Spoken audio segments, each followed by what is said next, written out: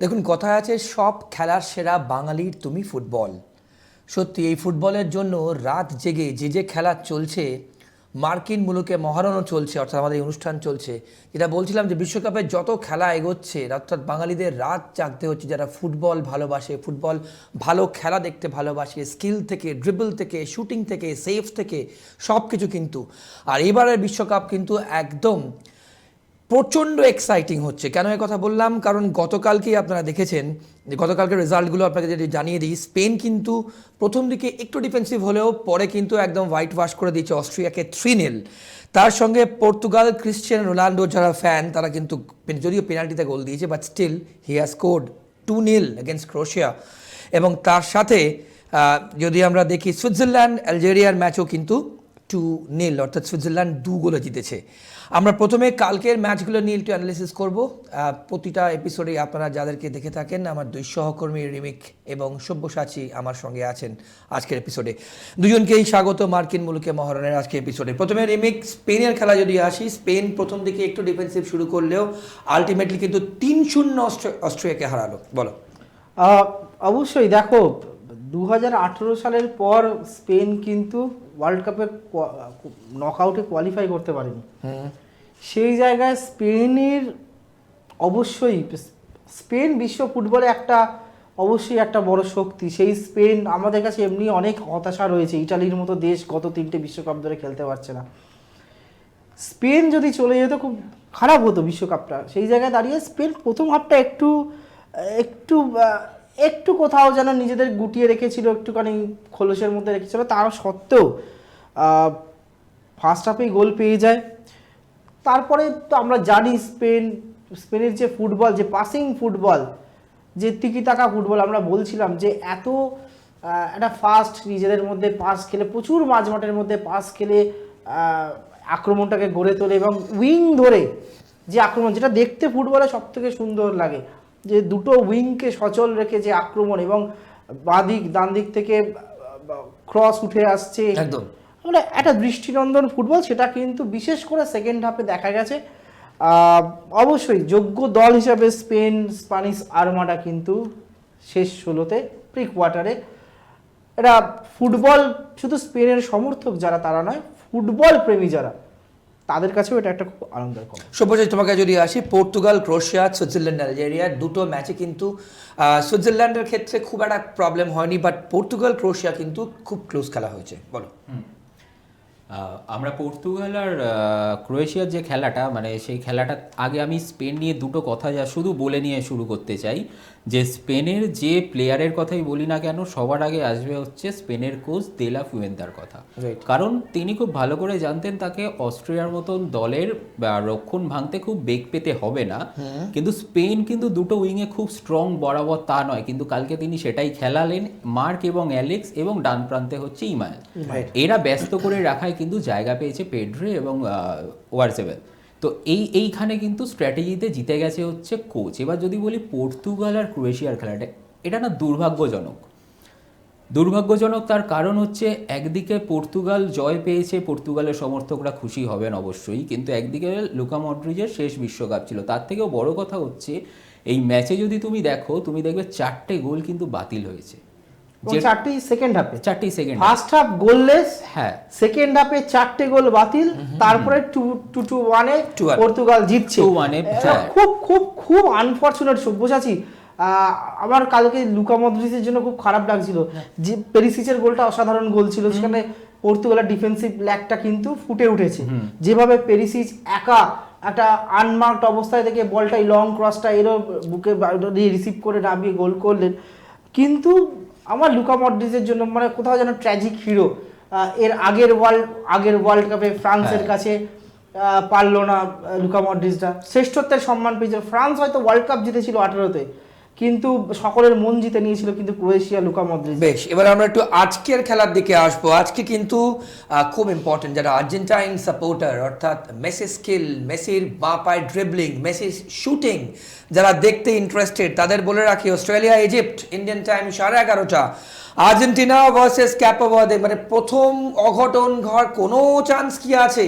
5 লাখ মাত্র তার টোটাল জনসংখ্যা। এবং দেখুন, আপনার প্র্যাকটিসের কিছু ভিডিও আমরা আপনাদের সামনে রাখছি। ক্যাপো ভার্দে কি আজ অঘটন ঘটাবে? ইন্ডিয়ান টাইম ভোর 3:30টার সময় খেলা, এবং কলম্বিয়া ভার্সেস ঘানার খেলা কিন্তু সকাল 7টা, অর্থাৎ আগামীকাল। আমি প্রথমে সব্যসাচীকে বলবো যে Argentina versus Australia versus Egypt, Argentina versus Capo Verde, এই দুটো ম্যাচের মধ্যে যদি আমি তোমাকে বিশ্লেষণ করতে বলি, অস্ট্রেলিয়া ইজিপ্টের মধ্যে কে ফেভারিট হয়ে নামবে? এবং যে ভিডিও আপনারা এই মুহূর্তে দেখছেন আর্জেন্টিনা ভার্সেস ক্যাপো ভার্দের মধ্যে, এই খেলায় কোনো রকম অঘটন ঘটার কি কোনো চান্স তুমি দেখছো? দেখো, অস্ট্রেলিয়া যে ইজিপ্টের যে খেলাটা দেখবো, তো সেখানে আমার মনে হয় দুটো দলই আক্রমণের পথে হাঁটবে। সেক্ষেত্রে আমার মনে হয় 50-50 চান্সেস। আর যদি আমি দ্বিতীয় খেলাটা বলি, সেখানে আমি আগের লাস্ট খেলাটা থেকে আসবো, কারণ আমরা যদি দেখি যে সুইজারল্যান্ডের খেলাটা গোল স্কোর, মানে স্কোর শিটে যার নামই থাক না কেন, সেখানে কিন্তু গোলের আসল কারিগর হচ্ছে মোজাম্বিক। তো সেক্ষেত্রে যদি আর্জেন্টিনা কিন্তু আমরা জানি মেসি যেমন গোল করতে পারে, তেমন কিন্তু গোল করানোর বা অ্যাসিস্ট করার লোক কিন্তু আর্জেন্টিনা দলে যথেষ্ট আছে। আর অন্যদিকে ক্যাপো ভার্দের কিন্তু মূল ভরসাই হচ্ছে গোলকিপার ভজিনা।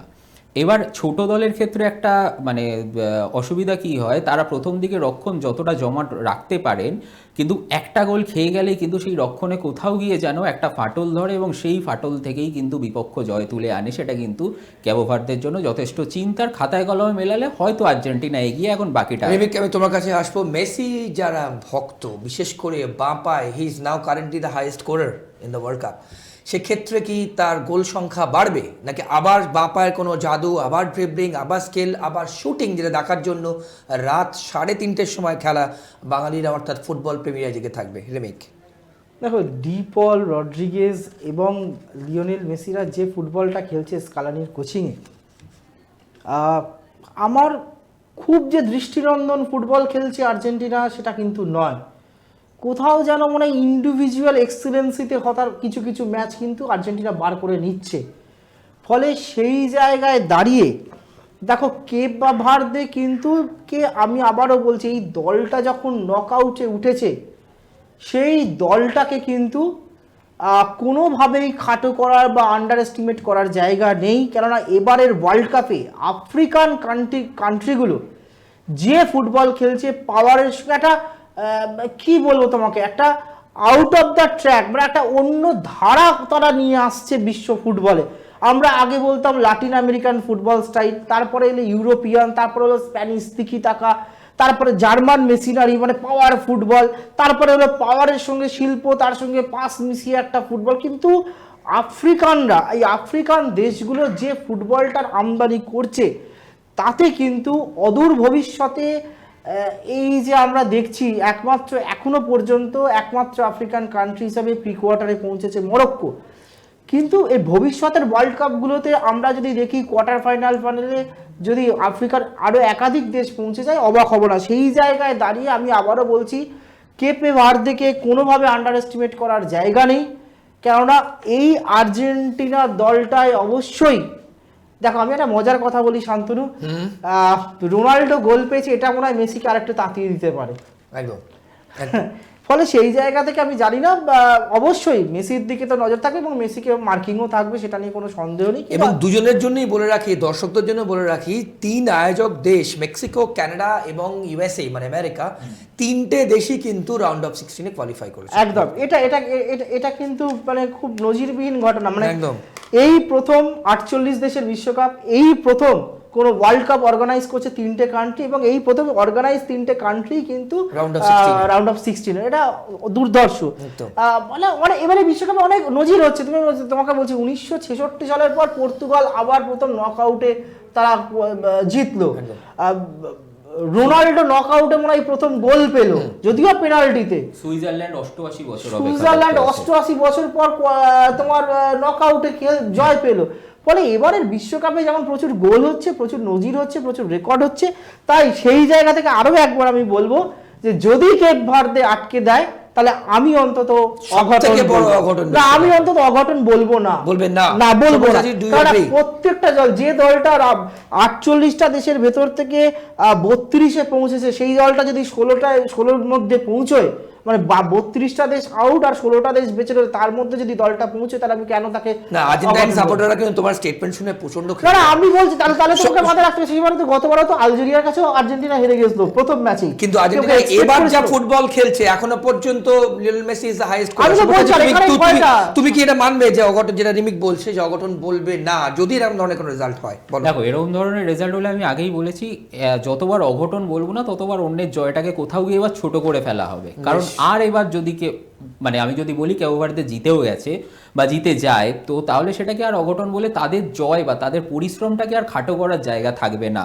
আর আমি আবারও বলছি যে গোলকিপাররা কিন্তু এবার বিশ্বকাপে একটা গুরুত্বপূর্ণ ভূমিকা নিয়েছে, কারণ স্পেন অস্ট্রিয়ার খেলাটাই যদি দেখি স্লাগার একার চেষ্টায় কিন্তু আরও 2 থেকে 3টে গোল আটকে দিয়েছে। সেক্ষেত্রে ভোজিনা কিন্তু মেসির সামনে বড় প্রতিপক্ষ এবং বড় ফ্যাক্টর হতে চলেছে।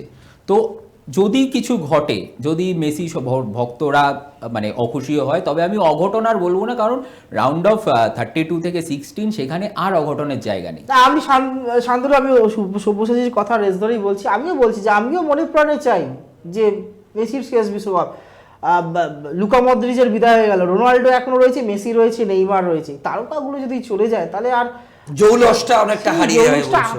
আমি আবার বলছি জৌলসটা যেমন হারিয়ে যাবে তেমন এটাও বাস্তব, বিশ্বকাপ কিন্তু তারকার জন্ম। একদম সময় শেষ, ওয়ান লাইনার কলম্বিয়া ঘানা ম্যাচটা মোটামুটি কি মনে হচ্ছে? আমি অবশ্যই কলম্বিয়া, হ্যামেল রড্রিগেজ অবশ্যই এটা ডিসাইডিং ফ্যাক্টর। সব্যসাচী? আমি তবু কোথাও এটাকে 50-50 রাখছি, তবু হয়তো কোথাও পাল্লা ভারী কলম্বিয়ার দিকে। বেশ, তাহলে আমরা যদি অস্ট্রেলিয়া, আর্জেন্টিনা, কলম্বিয়া, অন্যদিকে ইজিপ্ট, ক্যাবো ভার্দে, ঘানা, কোন 3টে দেশকে মনে হচ্ছে নেক্সট রাউন্ডে যাবে? যদি মোহাম্মদ সালাহ থাকতো আমি অবশ্যই ইজিপ্টকে এগিয়ে রাখতাম, সেই জায়গায় দাঁড়িয়ে আমি অস্ট্রেলিয়াকে কিছুটা হলেও এগিয়ে রাখছি। তবে এই ম্যাচটা খুব 50-50 আমার মনে হচ্ছে, Australia Egypt, Argentina Cape Verde. Australia কি আগে কোনদিন রাউন্ড অফ 16 এ গেছে মনে হয় না। আমি অবশ্যই দেখো খাতায় কলমে আর্জেন্টিনা এগিয়ে, আমি চাইও আর্জেন্টিনা জিতুক, কিন্তু কোথাও যেন গিয়ে আমার মনের ভেতরে একটা কোথাও বলছে যেন যে কেপ ভার্দে কিছু একটা করতে পারে। আর অবশ্যই কলম্বিয়া।